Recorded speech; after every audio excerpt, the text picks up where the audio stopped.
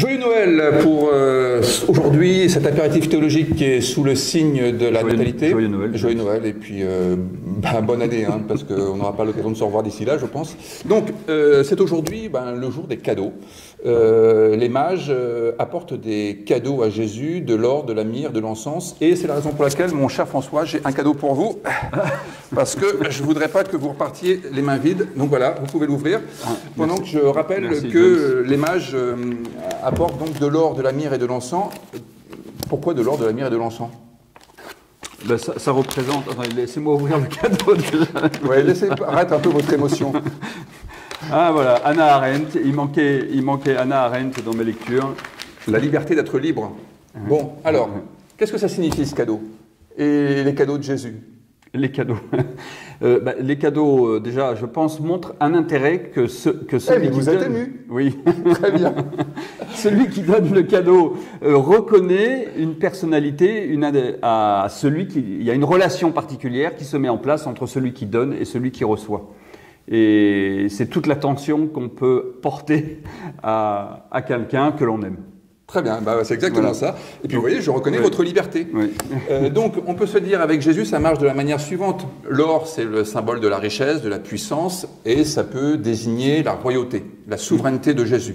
Non pas au sens où il serait un monarque qui exerce son pouvoir de contrainte et de coercition sur les autres, mais parler de la souveraineté de Jésus, c'est dire qu'il est capable de diriger mon existence au sens où il me rend capable de pouvoir donner un sens à ma vie. La myrrhe, c'est ce qu'on utilise pour embaumer les morts. Et du coup, ça a un rapport avec l'humanité de Jésus.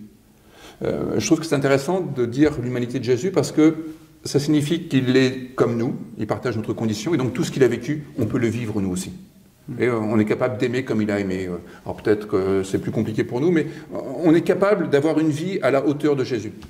Et puis l'encens, c'est ce qu'on utilise pour la prière au temple de Jérusalem, ça désigne sa divinité en fait. Donc les trois cadeaux que l'on donne sont une sorte de présage sur la vie de Jésus, puisque ces cadeaux, on les donne à sa naissance. Alors, oui, présage ou reconnaissance. Bon, il faut se dire que les textes ont été écrits après la vie de Jésus. Oui. Donc c'est une façon de dire, voilà ce qu'est la vie de Jésus. C'est un peu comme un sommaire. Et on annonce finalement ce que va être la vie de Jésus, alors à travers ces cadeaux. C'est pour ça que, bon...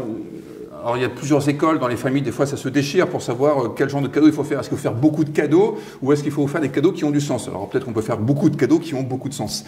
Mais ce que je trouve intéressant, c'est que là, ça dit bien le fait que je fais attention à toi, effectivement, et je te reconnais à travers ce geste du cadeau qui dit quelque chose de toi et qui prolonge quelque chose de toi. Je ne viens pas là pour combler tes besoins, je ne t'ai pas acheté une Switch, etc. Mais peut-être que tu n'en avais pas besoin d'ailleurs, mais je dis quelque chose qui va dans le sens de ce que tu es. Oui, l'être plutôt que l'avoir. Ça, c'est intéressant. Bravo. Bon, joyeux Noël, profitez bien, et puis aimez ceux que vous aimez, aimez les autres aussi, et puis on se retrouvera d'une manière ou d'une autre l'an prochain. Eh bien, avec plaisir. Avec plaisir. Joyeux Noël. Joyeux Noël encore. Au revoir. Au revoir.